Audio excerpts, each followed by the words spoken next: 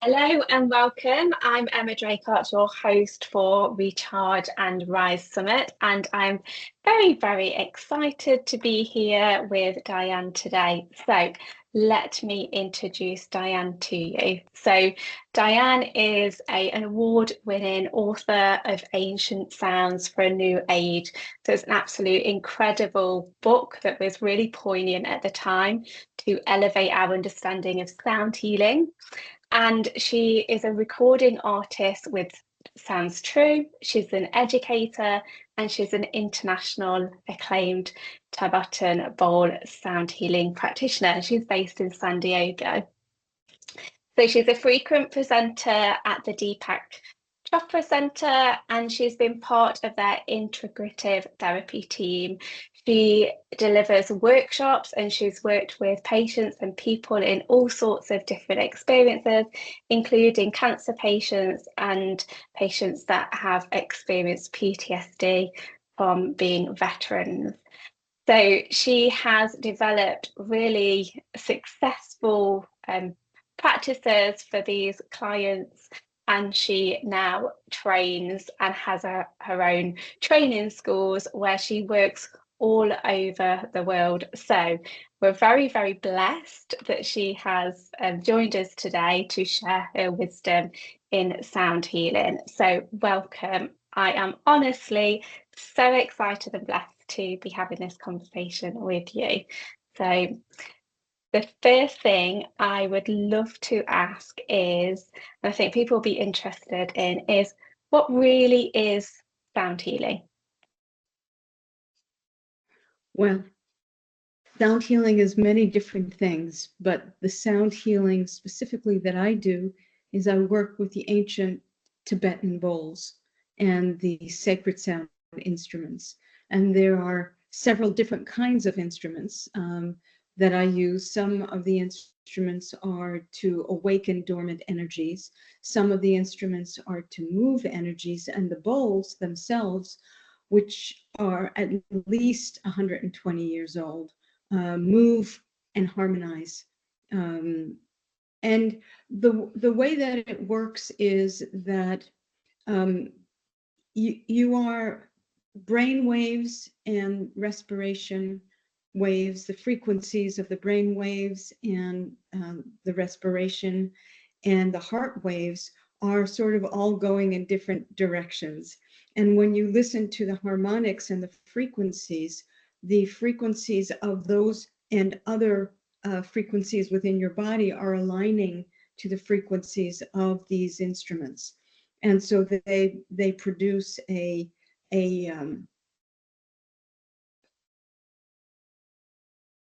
I would say a petri dish for the frequencies to move together, and that's where the healing is possible. People's right and left brain waves are not always together, so they're synchronized. What I have described is called cardiorespiratory synchrony, and that's, if you ask any nurse what that is all about, it is the basis of being able to heal. Also, the instruments are working on a principle of the interrelationship of all things. So as we are working with different harmonics and different patterns of sacred geometry, what's happening is that it's accessing the nervous system and creating synchrony in the emotional body, in the spiritual body, in the physical body, and in the cognitive body. So what is healing is, the way I describe it, is a spiritual awakening that accesses the wholeness, all different parts of a human, of a being. And so it's working on many different levels at the same time. That's the easy, that's the simple definition.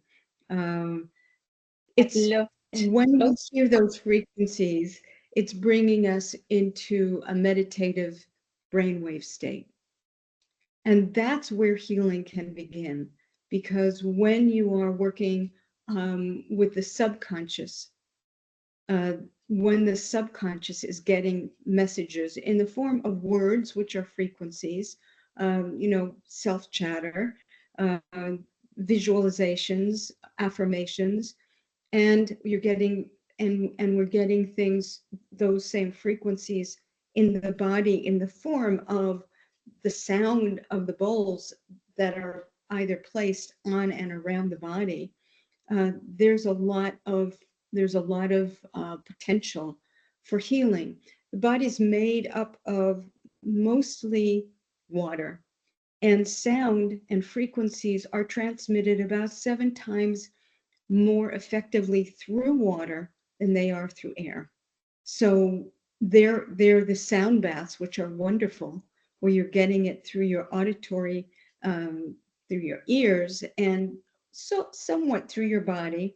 But there's also when the bowls are placed on your body and they're going through that water body, how much more effective it is.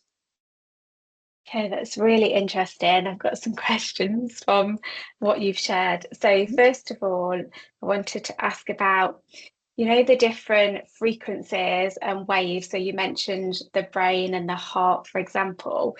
What is the impact? Have you mentioned them like going off in different directions? What's the impact of that happening? And how does sound support? So does sound support them go to come back into harmony? And then what does that really feel like? Well, if what happens when that happens, a person's stress level is going to go down a lot. And this says, I've worked with biofeedback and, little things, little electronics that have been tapped into a body. So to measure what happens. And what happens is that the relaxation response is elevated, and the fight or flight response, the pain response, the fear response, that all goes down to bring us back into a place of there's a remembrance of who we are aside from our tasks and who we are in the world and our work and all of that, who we are, our essence. So it brings us back to a visceral memory of our, and that's a feeling things. You feel like you've come home. You feel like you have if you have high blood pressure, your blood pressure is coming down. If you have low pressure, your blood pressure can come up because you're coming back to a healing place. Your sense of well-being is shifted. And I can tell you stories of what that looks like. Yeah, absolutely. Please do. Okay, so the first, oh, I'm going to sneeze. Uh-oh, maybe not. Okay.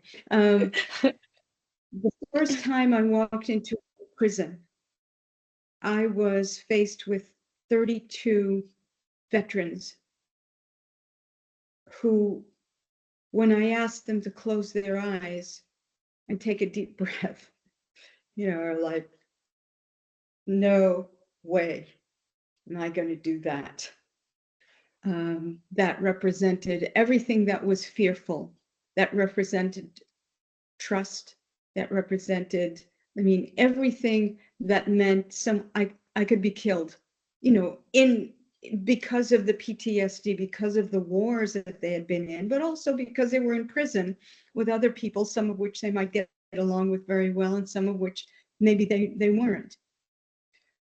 At any rate, I just started playing. And what happens is if I am playing in a place where people are sitting up and they're not held by a chair, they're just sitting there, what usually happens is this.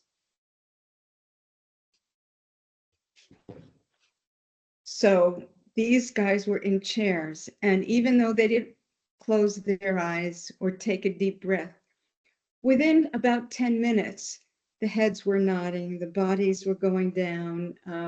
All of this was happening anyway. And it happens much better if you're partnering. But even if you're not partnering, this is the kind of thing that happens. And by the end of the session, these same guys who were like, there's no friggin' way I'm closing my eyes for this, were leaning on the table saying, when are you coming back? Because they were relieved. They were relieved from a moment, for moments from the war, from racing thoughts. They were brought into a place of harmonic resonance. And resonance is what's going on, is that your brain waves and every part of your body begins to resonate at the same frequency as the bowls. And the resonance of the bowls represent perfection, universal, the resonance, the frequency of universal perfection.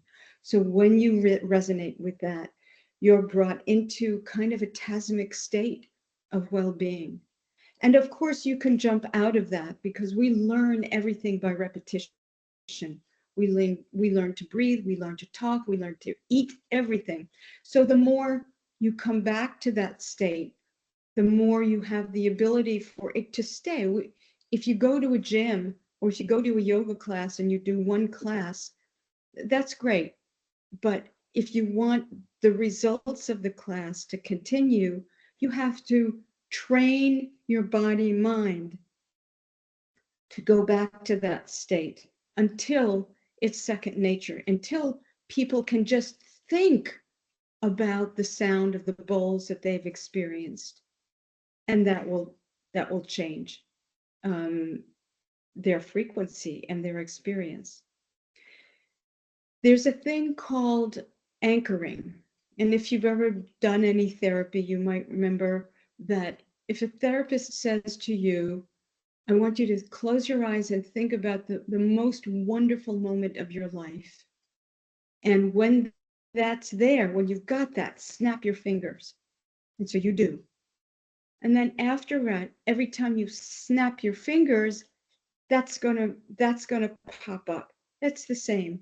What I do with the bowls is create an anchoring to the cellular memory of well-being. So you pop back and you pop back and you pop back to that. It's really interesting, and every question I had, you so amazingly answered without me even having to ask.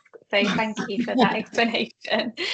I was wondering, when you go back, I guess we know that healing happens in that place, doesn't it? Our body returns to its own natural wisdom, really, to support us.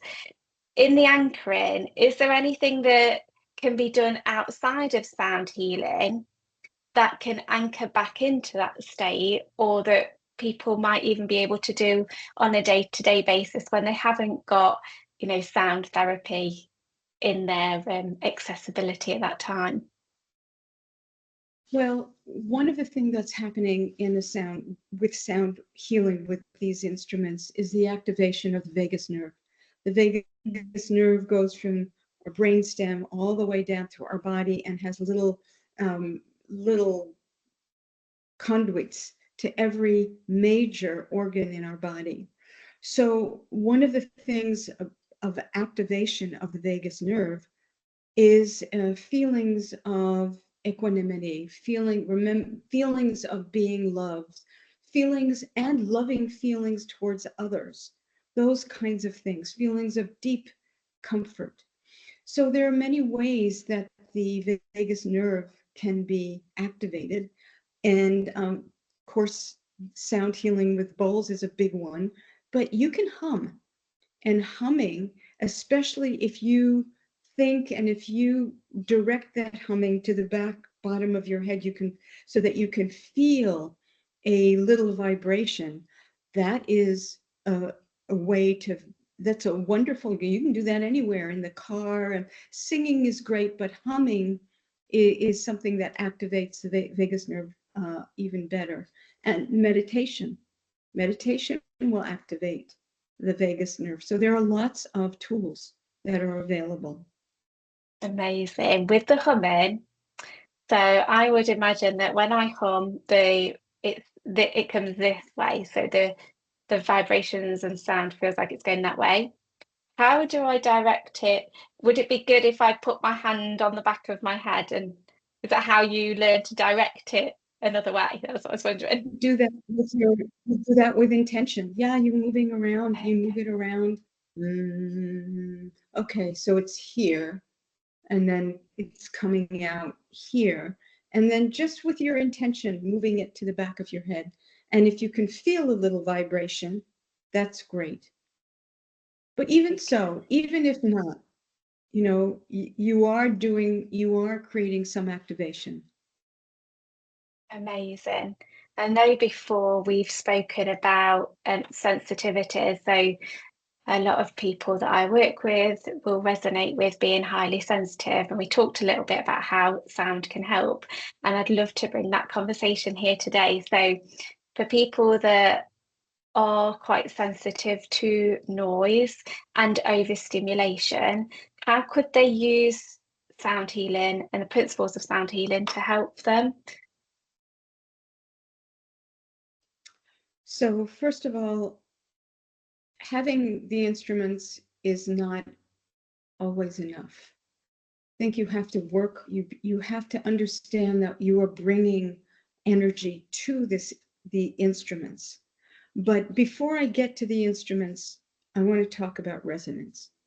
So if somebody is highly sensitive to, say, the neighbor with the weed whacker, who's making a lot of really annoying noise right at your window, your bedroom window, and you want to strangle that person, rather than going out and strangling that person, if you can create sound that that is also the sound of that weed whacker, what you're doing is you're creating a resonance with it. Soon as you create a resonance with it, it's going to bring down the effect that, or bring up, it depends. But if it's you toning, then you're establishing a resonance, and it won't have the annoying effect that that instrument has. So that's something that people can do in their daily life, is to create or mimic the sound of something that's annoying. If it's something that also you tone, just the possibility and the experience of toning will move things that are too high frequency in your body out. It will move them out. These are things that I do with my cancer patients.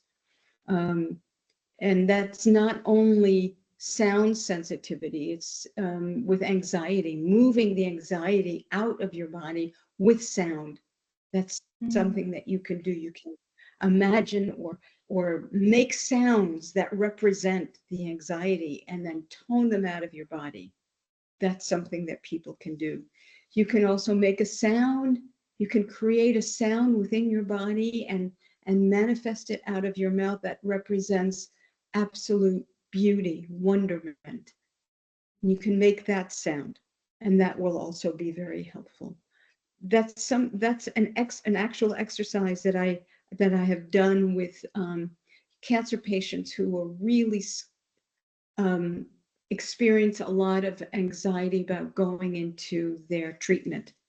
So the first thing that they did was they were able to sound and manifest the sound of their anxiety about going in there.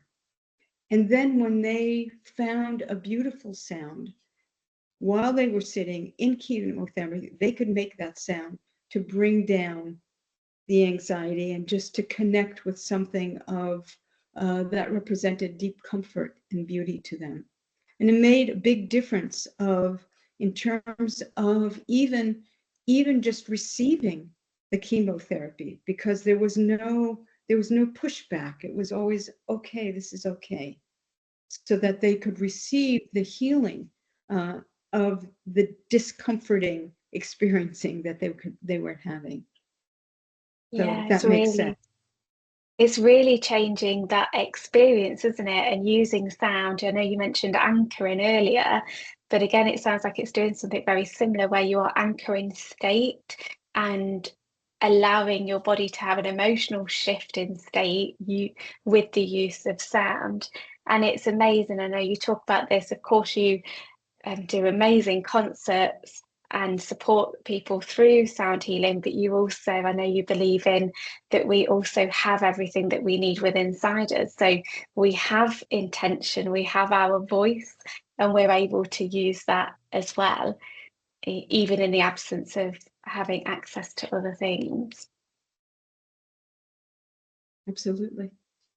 Amazing. That's So a great honor of witnessing that happening with people. yeah, People coming in, and it creates a sense of empowerment for people it's a remembering of an original state. It's a remembering of who they really are, despite all the noise. When you take all the noise away and get back to it, the divine being that's always been there. yeah, that makes me think about when people are very much in their head, overthinking, have got all that mental chatter that you talk about as well, that actually using sound can bring us back to harmony, really, and bring us back to ourselves. It can quieten everything down and bring us back to our true essence. In terms of where spirituality comes in with this, would you tell us a bit more about that? Well, the protocols and the modality that I use is based in Tibetan Buddhism. And in Tibetan Buddhism, there are, I mean, you don't have to be a Buddhist, but there are certain principles that we bring. And one of them is the interrelationship of all things, to really understand that any situation or condition is a manifestation of all these different quadrants, in our life. It is also about the ability to begin to see things from a different perspective, a perspective of compassion and kindness. That's part of the Tibetan Buddhist philosophy. If you ask the Dalai Lama what religion he is, he says, my religion is kindness. And so it is about being able to shift out of our judgmental states and our critical states into a place of kindness. The Tibetan Buddhist philosophy works with what's called the Four Noble Truths. The Four Noble Truths are life is suffering, and also one doesn't have to suffer.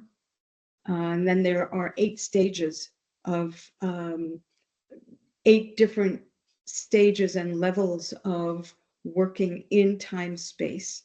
The right livelihood, the right speech, the right actions. There are 8 of those, and those things are very much underlining what is done. I think I remember in the beginning I mentioned that healing is a spiritual awakening that impacts on our body, mind, spirit, life, all of that. And it really is about widening our perception of who we are in the world, and being able to go back to that widened perception. I'd like to tell you just a little story. For me, spirituality is not about religion. It's about frequency. It's about aligning with things that are much greater than measly little me, and letting those things work through and with me, and working with that. So the story is that there's a man with 4 children who's on an airplane, and he's just sort of out of it. And the kids are running wild. They're throwing food, they're running up and down the aisles, and the other passengers are getting very, very annoyed. And finally, one lady gets up She comes over to the man and she says, "What is the problem with you?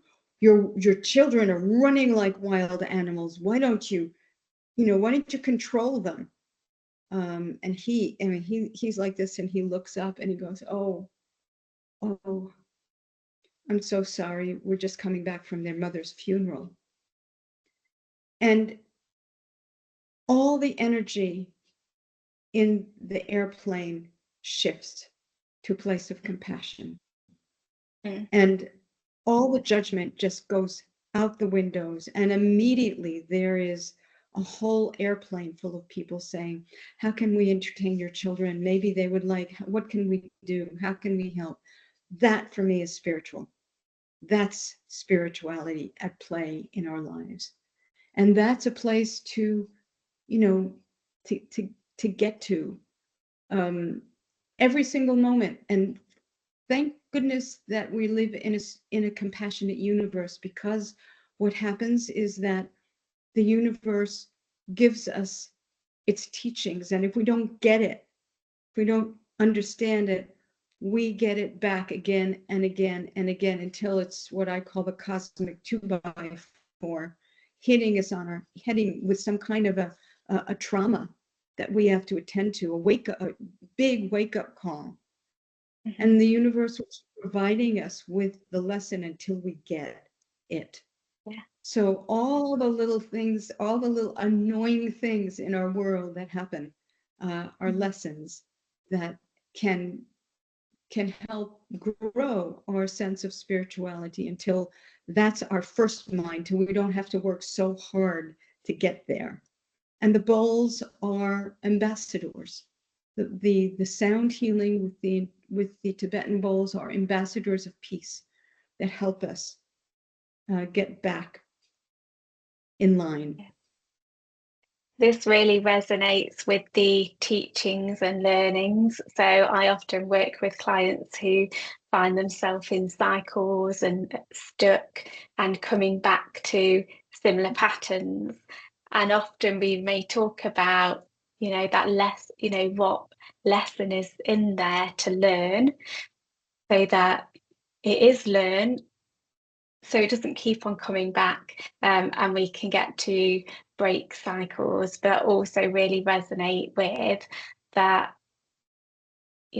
often if we don't learn, there's other bigger things that can be the catalyst of like change, and also spiritual awakenings. And I think that something that I have found for myself and the clients that I work with, like you said, it might be in a traumatic event, or often it's when they are changing their position, and often when they're going into working for themselves, for example, or setting up a business, that very much seems to be a catalyst for spiritual awakening as well. So yeah, thank you for sharing your wisdom on that. So what I would like to ask now, before I ask about the gift that you are so generously gifting our community, I would love to ask you, so this is for women who are struggling, that might feel a bit stuck, overwhelmed, have negative self-talk, but also feel quite anxious in their life. And I would love you to share, something that you feel like women need to hear from your own experiences and wisdoms. So a piece of information or guidance or knowledge that you feel that women need to hear right now. So I can share something that is very personal. My partner of 26 years passed away just a few months ago. And not only that, I also had to leave my home in California. So I'm in France now. I'm in my little home in France, where I can stay for a few months. But when I go home, I don't have a home to go home to. And, the loss of the love of my life and a home could represent a huge trauma in my life.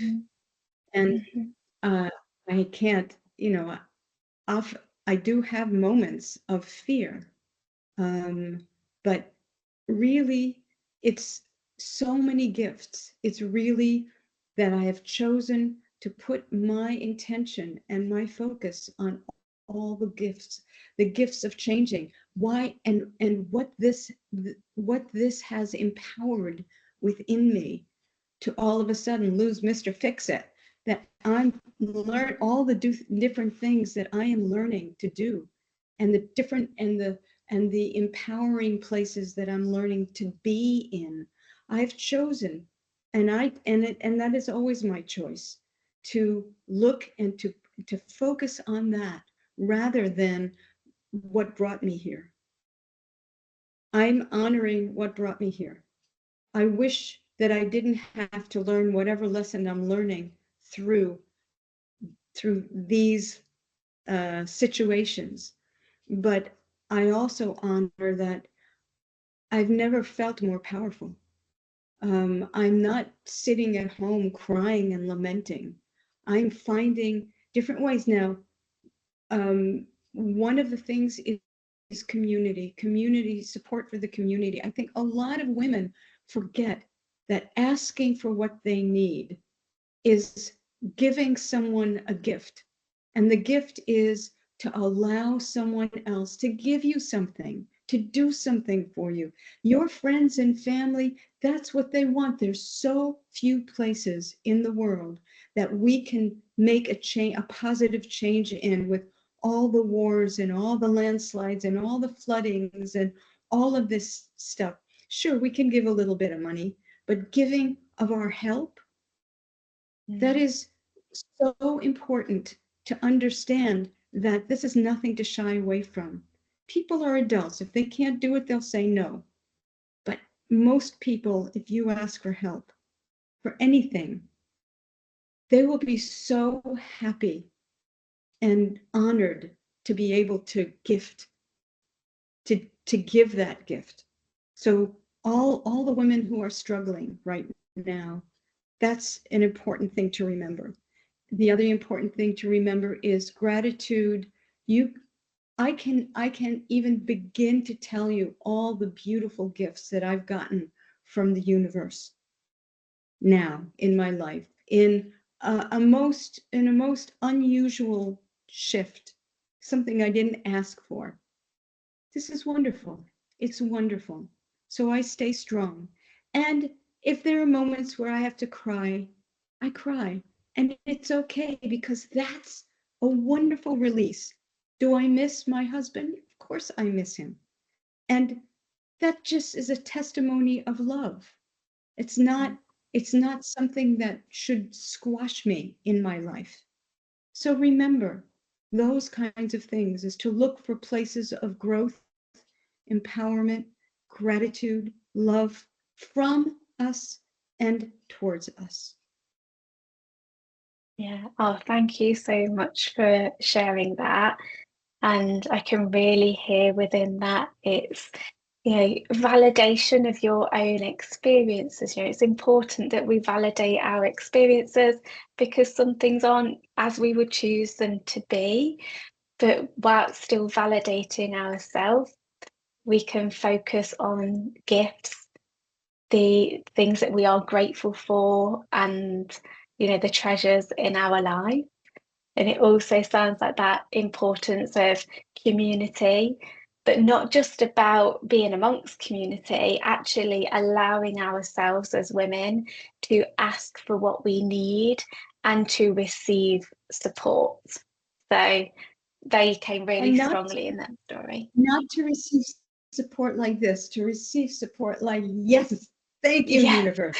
Like yes, as, right? Yeah, because it's a bit like we receive it, and if we do body language, it's like shame that we feel. Like, yes, Yeah. you are. Yeah. And the reality is, and what I see with women is, and for myself, when we do actually embrace support, then we absolutely thrive. Yet, I love what you've just said. We also give the gift to others to support us, because we know how good it feels to support other people. We know how good it feels to gift other people, because it does make that person feel good as well. So we give that gift as well, don't we, when we receive, that we actually help other people feel good for supporting us too. So I think they're really powerful messages for women. So thank you so much. So please tell me a little bit about the gift that you have kindly gifted us as part of the summit experience. Okay, I've gifted a link to being one of my MP3, one of the, I think it's the top one of my MP3s, one of the tracks called Being Well, The Journey. So I think that will be a perfect gift. And I suggest that people, if you have earphones, just lie down, close your eyes, and listen that way with good earphones. Don't try and just listen through an iPhone, or put the earphones on. Then you'll get the full, much fuller resonance of the instruments. And so that's my gift to you. Being Well, The Journey, one of the tracks. Thank you so much for sharing that. So that will be linked underneath, so check that out. And also, just to note, this is the reason why we're not doing sound in this, is because the quality of the sound is too poor. So yeah, hopefully you'll have a fuller experience in downloading that MP3 and listening, where you're really comfortable, cozy, and pop it in your headphones. It really does make a difference. I know that I experience all of my sounds and meditations through headphones, and it really amplifies the experience. So thank you so much for being here today and having this conversation with me. I'm going to share below where people can find you. Is there anything in particular that you'd like to guide people to, other than the free gift? So where they can find you, or what you've got on offer at the moment? They can find me on my website, and they can, I have 3 books, and one of them is called, one of them is about the experience of trauma and how sound helped. But the other one that I think is the most apropos to what we're doing now is called The Gift in the Wound. It's finding the gift in the wound. And so that's on my website. And I think that would be inspiring some people, not only to read, but also at the end of every chapter, I ask questions so people can begin to create their own storybook to pass on, and elevate their sense of their life on earth. Okay, thank you so much for that. I know how powerful thought-provoking questions can be, and I know that it can really help us to reframe our experiences, even when we have had challenging experiences, to move forward from that, find the lessons, the learnings. So thank you so much for that. So thank you for being here. So we're going to bring our conversation to an end. And of course, if you want to connect with Diane, you will literally have her link to her website so that you can do that. So we're going to say bye for now.